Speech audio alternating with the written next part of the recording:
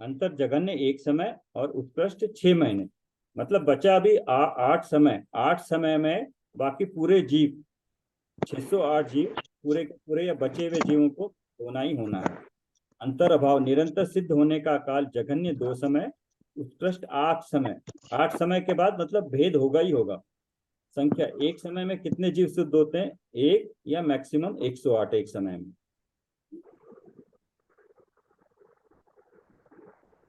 अल्प बहुत सिद्ध होने वाले जीवों की संख्या की तुलना क्षेत्र मिनिमम लवण समुद्र, उससे ज्यादा कालोदरी समुद्र, उससे ज्यादा जम्बूद्वीप घातकी खंड और सबसे अधिक पुष्करार्ध द्वीप। काल अपेक्षा उत्सर्पिणी मिनिमम होंगे, उससे अधिक अवसर्पिणी, उससे अधिक दोनों से रहित विदेही क्षेत्र में जहाँ पे परिवर्तन नहीं है मैक्सिमम वहां पर होंगे। गति भूत अपेक्षा किस गति से आकर? तिरंच गति से सबसे कम, उससे मनुष्य गति, उससे ज्यादा नरिक गति, और मतलब नरिक गति से ज्यादा आकर जीव मोक्ष में जाते हैं मनुष्य गणित से आने की बजाय, और सबसे ज्यादा देव गति से। और भूत अपेक्षा लिंग भाव नपुंसक भेद से ज्यादा भाव स्त्री भेद, उससे ज्यादा भाव पुरुष भेद। तीर्थ तीर्थंकर केवली से ज्यादा सामान्य केवली होते हैं। चारित्र भूत अपेक्षा 5 चारित्र वाले, उससे अधिक 4 चारित्र वाले। एक बोधि बुद्ध में प्रत्येक बुद्ध से अधिक बोधित बुद्ध वाले दूसरों के ज्ञान द्वारा। और ज्ञान भूत अपेक्षा 2 ज्ञानदारी से ज्यादा 4 ज्ञानदारी, और उनसे ज्यादा 3 ज्ञानदारी। अवगाहना जगन्य अवगाहना से ज्यादा उत्कृष्ट अवगाहना वाले होते हैं, और सबसे अधिक मध्यम अवगाहना वाले केवली जीवों की संख्या होती है। अंतर 6 महीना के एक अंतर से, एक समय के अंतर से, मध्य के अंतर से। संख्या एक समय में सिद्ध 108 जीव जा सकते हैं, उसके बाद 107 से 150 जीव जा सकते हैं, उससे बाद 30 से 49, और सबसे अधिक 124 जीव एक समय में जा सकते हैं। 108 जीव जाने वाले बहुत कम होते हैं, सबसे ज्यादा 124 जीव जा सकते हैं। मतलब 1 से लेके 2 3 इंडिपेंडेंटली जा सकते हैं।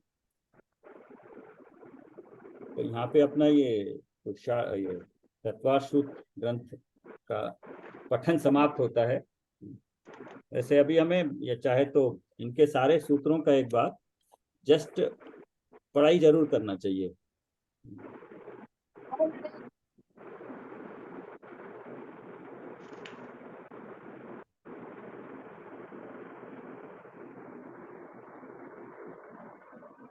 सर जो छोड़ा था हमने करना है क्या? हमने कौन सा? जो दूसरे अध्याय का जैसे पीछे पीछे के सूत्र छोड़े थे, जो जो अध्याय छोड़े हैं। वो सिलेबस में नहीं था ना, इसलिए तो छोड़ा था, बाकी तो नहीं, कर अब लेंगे। अभी से थोड़ा सा टाइम है, यदि पढ़ना चाहे तो पूरा अध्ययन हो जाएगा अपना इसका ना, हाँ स्वाध्याय हाँ, 70 से। पढ़ लेंगे, बट तो अभी मेरे ख्याल अभी से जब कल तक से अपनी तो क्लास नहीं शुरू, हाँ क्लास नहीं शुरू होती, कल पता नहीं होती कि नहीं।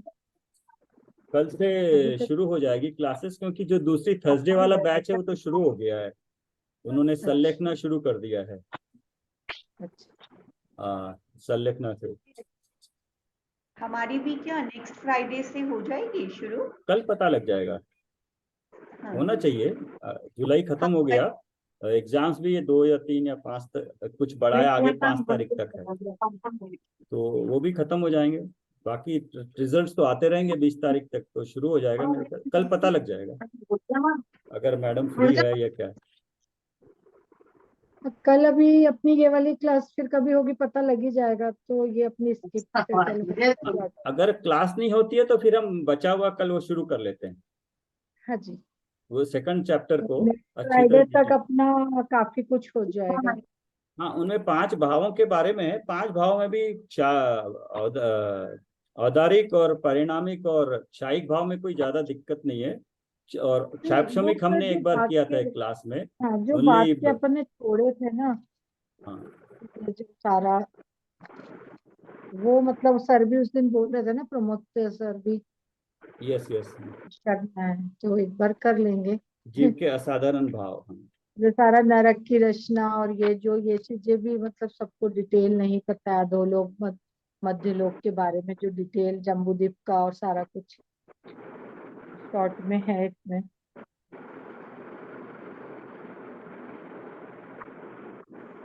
उसके साथ साथ ये तत्वार्थ सूत्र उच्चारण कैसे शुद्धता से करे, थोड़ा वो भी पता चलना चाहिए। हाँ, उसको वो तो सर ने पढ़ते अभी रहना बोला ना कि चाहिए। सूत्र पूरे पढ़ेंगे। एक बार मेरे ख्याल से क्लास में सब मिलके एक साथ पढ़ते रहने से उच्चारण शुद्ध होगा। पहली बार में थोड़ा होगा, बट पढ़ते पढ़ते उपयोग एकाग्र करने से पढ़ना चाहिए एक बार। उसको दिन में भी कभी भी पढ़ने से भी अच्छा उपयोग लगता है। और पूरा एक बार पढ़ने से पूरा शास्त्र एक बार में पूरा ध्यान आ जाता है, अगर हमने उसका भाव समझा है तो। कई कई जगह नहीं समझ में आता है, लेकिन अगर समझ में आ गया, हमने सुना है, क्योंकि अभी चैप्टर बाकी है दूसरा, तो वो समझ में नहीं आएगा शायद। बट ये औपचारिक सर भाव कल को नहीं करेंगे हम। हाँ कल सूत्रों का उच्चारण पहले तो करेंगे, हाँ ठीक सब है। लोग मिलके। हाँ हाँ, एक बार कंटिन्यू स्टार्ट से लेके सभी 10 चैप्टर का इसके लास्ट में दिया है ना, तो उसको कर लेते हाँ, हैं। सभी मिलके एक अच्छा वो लय में भी बनता है। हाँ।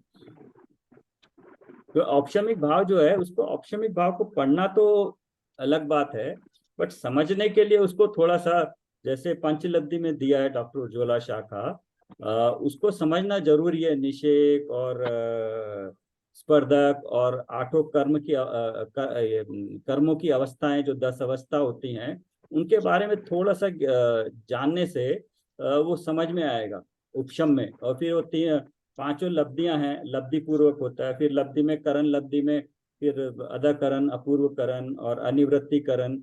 अनिवृत्तिकरण में फिर, क्योंकि समझना जरूरी नहीं, उपशम क्या होता है और उपशम करण क्या होता है, अंतर क्या होता है, अंतर कैसे पड़ता है। तो थोड़ा सा इसको या तो पढ़ते वक्त या किताब में कुछ है, तो 2-3 क्लास में समझ में आ जाएगा पढ़ने से। बट ऐसा है कि ये पूरा का पूरा ये जो पंचलब्धि की किताब है, और नहीं वीरू लिया ना, पानी पियो कौन लपा सर आप म्यूट कर दीजिए, शायद उनको पता नहीं। नहीं, ये है कि सम्यक दर्शन के ऊपर डॉक्टर उज्ज्वला शाह के 2015 में 30 क्लासेस हुए हैं, उनके लेक्चर्स हैं। वो पढ़ने के बाद पूरा का पूरा आपका जितने भी पढ़ा है सम्यक दर्शन के बारे में, एकदम क्लैरिटी हो जाती है थॉट्स की, होता क्या है। वैसे तो सम्यक दर्शन क्या है, आत्मा का अनुभव है। औपचारिक भाव के आत्मा में श्रद्धा है। निश्चय की अपेक्षा से इतने कह के बंद हो जाता है, लेकिन कर्मों की अपेक्षा से अगर इसको समझते हैं तो बहुत कुछ समझने को है, और तब फिर आपको क्लैरिटी आती है कि हो क्या रहा है। तो उनके 30 लेक्चर हैं, अगर वो टाइम मिले तो वो जरूर सुनना चाहिए। उसके बाद आपको जितना भी पढ़ा है ना, वो फिर आपको व्यवस्थित हो जाता है सारे। और गुणस्थान पता हो तो गुणस्थान से तो बिल्कुल क्लैरिटी आ जाती है, क्या कह रहे हैं, किस अपेक्षा से कह रहे हैं। एक ये हमारी ये पुस्तक है ना, गुणस्थान गुणस्थान प्रवेशिका, हाँ हमारे कोर्स है